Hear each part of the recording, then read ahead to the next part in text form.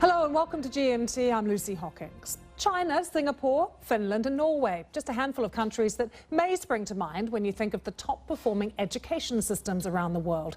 And while it's true that Asian and Nordic nations often dominate the top spots in education rankings, there's another country that has positioned itself among the education superpowers. Canada.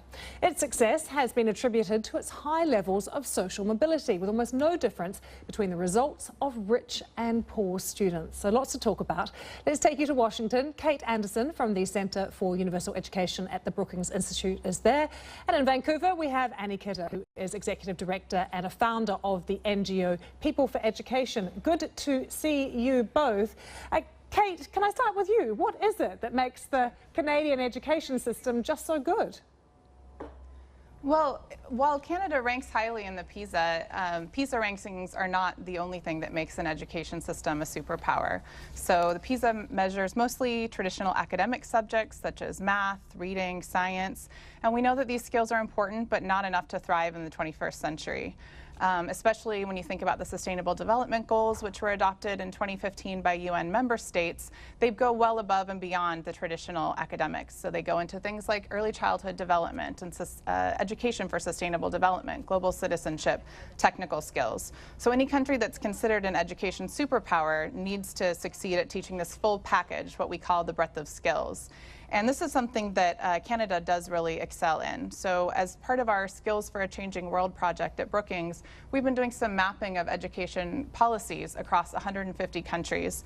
And while education policy is made at the provincial level in Canada, we're learning some interesting things from Ontario. So the curricula and the policies related to education include things like being a caring, capable citizen, things like creativity and problem solving. They're not going to be measured by PISA, but they're very important and can even support other skills. Annie, I wonder I just wanted to go to Annie in Vancouver. I wonder if what we're hearing is actually just a reflection of the Canadian ethos. When I've spent time there, there is this strong sense of social democracy in Canada, and I wonder, is that just reflected in the education system? Well, it's partly reflected in the education system, but it's also, part of the reason it's part of the ethos is that we actually had a public education system before we were even a country. You know, when we decided not to be a colony anymore and have a responsible government, the founders at that time said it's really important, if you're going to have a responsible government, that you have educated voters.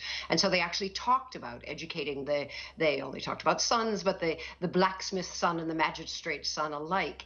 And so Canada is kind of extraordinary that way in that it's a kind of foundation of the country, and 95% of our kids go to public schools. So it's part of the ethos, it's part of our culture, and it is part of I think the way Canadians kind of think of themselves still, which is as believing in kind of fairness, in equity, and in trying to level the playing field for everybody. But especially, I think, and sometimes we assume it a little too much, we assume that public education is part of who we are.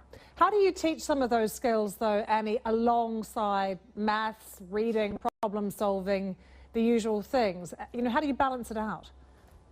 Well, I think that's what we've been working on, a big research project right now, People for Education, called Measuring What Matters. And to Kate's point, if we only measure and look at and focus on the narrow goals, reading, writing, math, and science, which are, it goes without saying, very important, we're going to miss all the broad skills that are needed in in this global economy, in a knowledge economy, in a rapidly changing world. So there are provinces in Canada, and again, to your point, every province has its own education system, including Ontario, that are looking at competencies and going, how do we include these creative competencies within teaching math or within teaching social studies or history, so that we're not seeing them as separate, that they're an integrated part of how you learn, because the goal of an education system has to be not just the results in and of themselves in the system, but are we preparing kids for the future, for lifelong learning, for massive change, for, the World Economic Forum says that 30% of the jobs that are going to exist when kids graduate don't exist at all right now. So you have to prepare them for a future that we're not sure about. But as to Kate's point, with those broad competencies and skills. Those broad competencies and skills, Kate, They're more important for all kids now, I guess, given what we've just been hearing, because the need to innovate is going to become so important with all these jobs that won't exist once the kids leave school. Right, and so we know that, it's not like in the past knowing that you're going to go into a certain track, like a welder or a professor or a lawyer. You really don't know that the jobs that are going to be available, and so having this flexible skill set, sometimes it's called transversal skills, are things that you can use in any field of study, in any field of employment, and those are going to be the most important skills. Of course, it's always going to be important to learn how to read and to do math, and I think until we get better ways of measuring in an internationally comparable way those kinds of 21st century skills, we're still going to be looking at PISA results primarily, but these are also extremely important and should be valued just as much as those. Lessons for lots of countries there. Thank you both very much for joining us. Canada, a superpower in education. Do stay with us here on BBC World News. Still to come, Aaron's coming up with the business. He's looking at Germany's move for cleaner air. The country's car manufacturers are meeting in Berlin to approve a plan to reduce diesel emissions.